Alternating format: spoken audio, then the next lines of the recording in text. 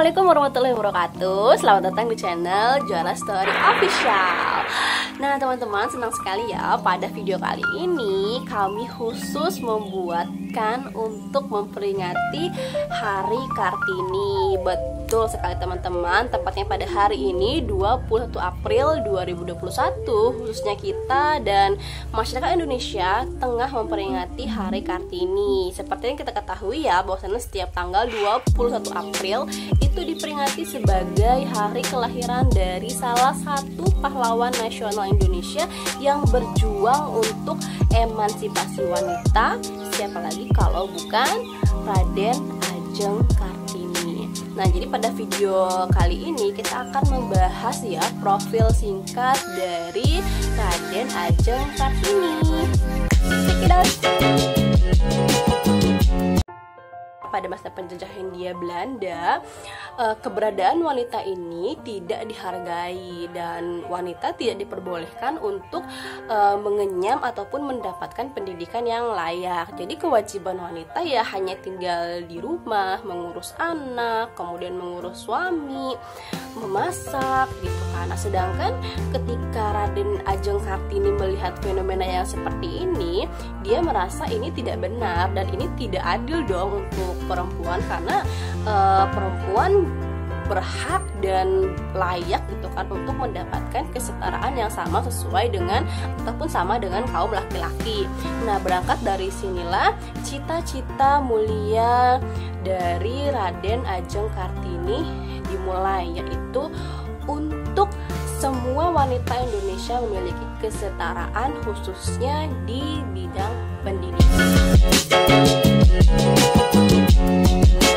Nah, jadi aku cerita dulu nih ya apa latar belakang singkat dari Raden Ajeng Kartini. Nah, jadi Raden Ajeng Kartini ini memiliki nama lengkap Raden Ajeng Kartini Jojo Adiningrat. Nah, beliau ini merupakan putri tertua dari Bupati Jepara yang bernama Raden Ajeng Mas Sosroningrat dan ibunya bernama M.A. Ngasyiroh. Nah, ibu dari Raden Ajeng Kartini ini merupakan seorang guru ngaji. Nah, jadi Raden Ajeng Kartini ini memang berasal dari golongan ningrat ya, karena bapaknya kan seorang bupati gitu kan, Bupati Jepara. Pada masa itu R.A. Kartini ini berkesempatan untuk mengenyam pendidikan di sekolahnya Belanda, di sekolahnya Hindia Belanda yang terletak di Menteng gitu. Nah, tapi itu tidak berlangsung lama karena pada saat itu Raden Ajeng Kartini dipingit. Nah, ini dipingit bukan dipingit untuk menikah ya, tapi memang kan pada masa itu wanita itu memang harus tinggal dan diam di rumah. Jadi itu pun berlaku untuk Raden Ajeng Kartini, yaitu kan tidak melanjutkan sekolahnya di sekolah Hindia Belanda tadi. Padahal ketika di sekolah itu Raden Ajeng Kartini ini sangat menyukai pelajaran bahasa Belanda hingga akhirnya dia fasih berbahasa Belanda. Nah, tapi teman-teman, ketika ia dipingit tidak menyurutkan semangatnya untuk tetap belajar gitu kan. Justru ketika waktu-waktu luang R.A. Kartini ini sering sekali membaca koran-koran berita dari Belanda gitu kan. Dari membaca koran-koran itu hingga akhirnya wawasan R.A. Kartini ini semakin luas gitu kan, dan mulai membandingkan kehidupan wanita barat dan wanita Indonesia. Nah, jadi melihat fenomena yang seperti ini gitu kan, fenomena di mana wanita Indonesia tidak bisa dengan bebas leluasa untuk mengenyam pendidikan, sementara wanita di luar sana mereka dibebaskan untuk mengenyam pendidikan. Jadi mulai dari R.A. Kartini ini menimbulkan gejolak bahwasanya dia harus melakukan suatu perubahan untuk wanita Indonesia ini setara gitu kan dengan kaum laki-laki seperti itu. Berangkat dari situ hingga akhirnya R.A. Kartini ini memutuskan untuk membangun sekolah khusus perempuan di Jawa, tepatnya di Jepara ya, sekolah khusus perempuan di Jepara. Nah, saat itu yang menjadi muridnya hanya 9 orang dan itu pun hanya dari kerabatnya saja. Nah, tapi tidak berhenti sampai di situ.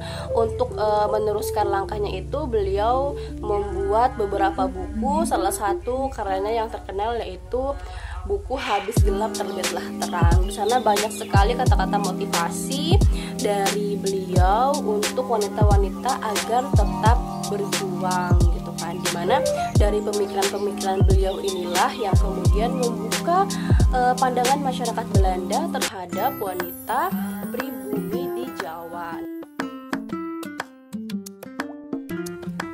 Nah, berkat perjuangan beliau lah hingga akhirnya berdampak pada kondisi perempuan Indonesia saat ini, di mana kita berhak dan bebas serta layak untuk mengenyam pendidikan, melanjutkan pendidikan dimanapun dan kapanpun kita mau. Tentunya sebagai bentuk syukur dan rasa terima kasih kita kepada Raden Ajeng Kartini sebagai inisiator dari emansipasi wanita. Tentunya kita dengan tidak menyia-nyiakan kesempatan yang ada gitu kan, dan tetap belajar dimanapun kita berada, karena meskipun kita sebagai seorang wanita, tetapi kita bisa tetap berkarya dimanapun dan kapanpun kita mau. Nah, cukup ya untuk video kita kali ini.